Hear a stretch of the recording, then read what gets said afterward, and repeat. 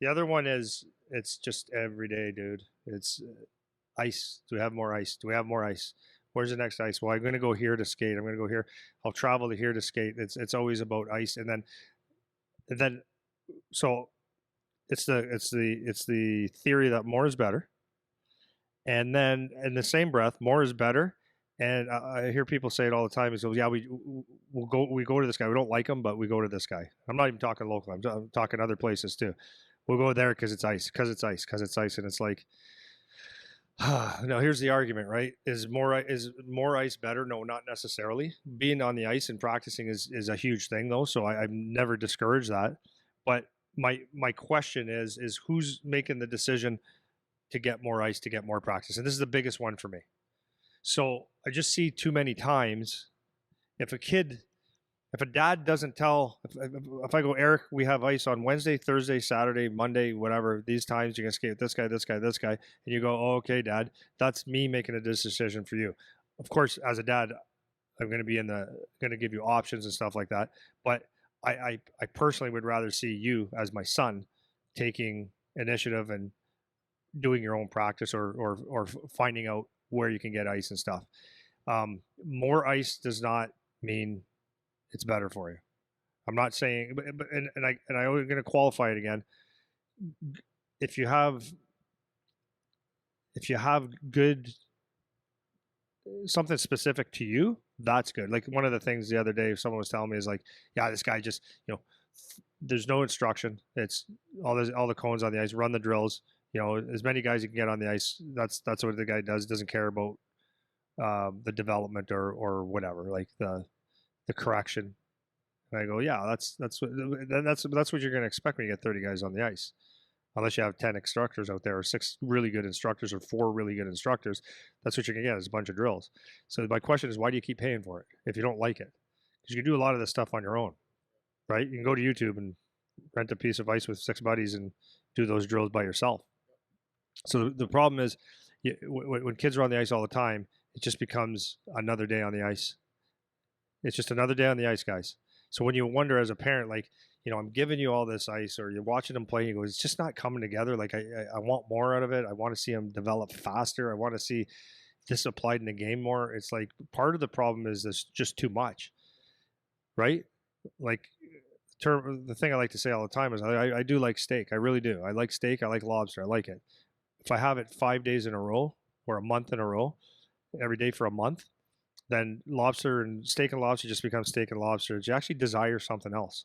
So I like to have a special day, special times where I maybe once a week, once a month, where I can have something like that, where I get excited about it and I actually want to enjoy it. It's the same thing with ice. Is like kids are around instruction all the time. And then if you go to different places, which I'm not saying is a bad thing because you can learn from a lot of different people if it's done properly. But what happens is you're always told what to do, and the creativity of being on your own and doing your own thing isn't there. So it's almost like how does a kid how did Wayne Gretzky learn how to do some of the things he did? It's because he was on the ice by himself, dreaming it up and thinking of things, right? Whereas if he would have did maybe, let's say, going behind the net with the puck at the time, that's where his office was, right? He'd make plays from behind the net. Well, if you have instructors all the time, they would probably say, no, no, no, well, you can't go behind the net. You can't do that.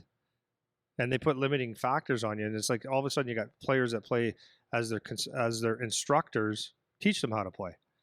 And one of the things that I was really happy with is with our group is I love the fact that the instructors that are here always all play at high levels. So like this summer we had Connor or Hunter Smith out. So Hunter was a second round pick to Calgary, and he's a 6'7" guy, and I was showing him. So let me do it this way. So if I show kids the my thought pattern of hockey all the time, then they think my thought pattern all the time. But was I the best at protecting pucks down low and using my big body? Well, number one, no. So if I teach everyone the way I see the game and the way I play, like, well, I get out of this in this situation. Okay, but what if you're 6'5" and you're slower than me, and you have a long reach, and you got different assets or different deficiencies? Now what? So I love the fact that I would give Hunter X amount of time on the ice to teach what he loves about hockey, the part of the area of the game that he sees. And the way he sees hockey is wholly totally different than the way I see it. Because I was like fast playmaking, shoot, finish hits, but everything was done fast and like more of a skill based. His perspective of hockey is it's the game of hockey. Place the puck here so I can hit this guy. Uh, get the puck, protect it, look for a player, put it in a safe area, and then go to the net. So it's a whole different mindset, right? So if you only listen to an instructor all the time, then you're getting the instructor's point of view of how to play hockey, and you have no creativity. And so, I kind of contradicted myself there because I talked about two different instructors. Like, it's good to see someone else if they know what they're doing.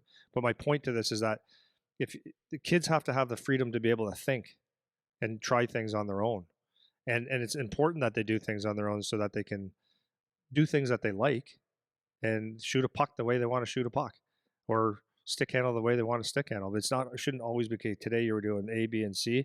It's got to be done exactly the way I want it. Yeah.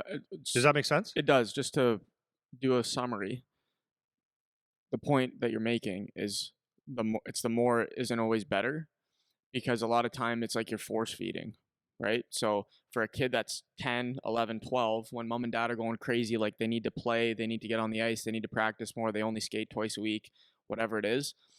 If the kid is not driving that ship, then now it's you're the one that, who are we doing this for? Is the question, right? Who are we doing this for?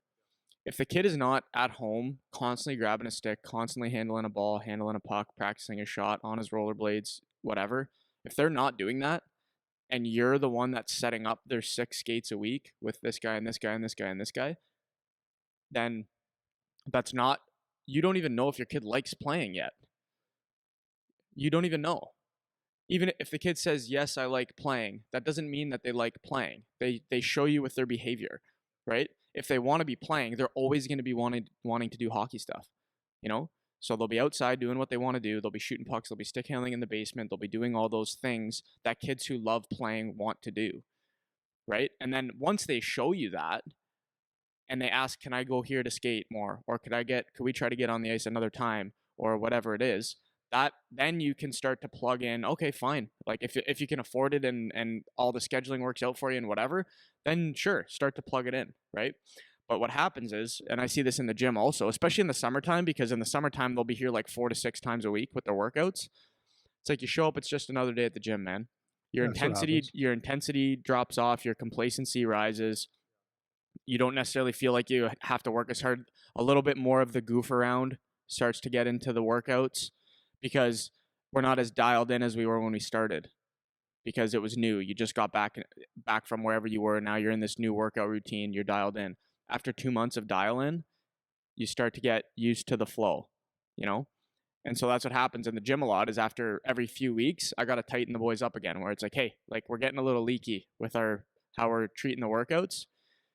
And you see the same thing on the ice, man. See the same thing on the ice. You can tell the kids, they've been at 8 skates this week. They don't care. That's what happens. They're not even listening. I see it so clear, so clear. You see hunger and desire when you see it. And there's a couple that, no, there's handfuls of kids that are they pick and choose. They have a life, and they're there for all the right reasons. And you can see other ones that are there because it's another skate, and it's just not the intensity. Because I'll take the intensity every day, the hard focus and the intensity and the attention to detail any day over someone just coming out just to get another skate. It's night and day obvious who those kids are when they're out there. Yeah, and just another story. Last night I had a kid. I was working on some skating with a kid, and this kid's body language is just like checked out, right? So I'm like trying to goof around with him a little bit to make him like enjoy, because clearly he doesn't want to be here. And I said him, I explicitly asked him at one point, I was just like, what, like, how come you always look like you're not happy?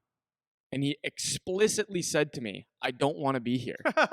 Right? Yeah. And so I asked him, I'm like, then why do you come?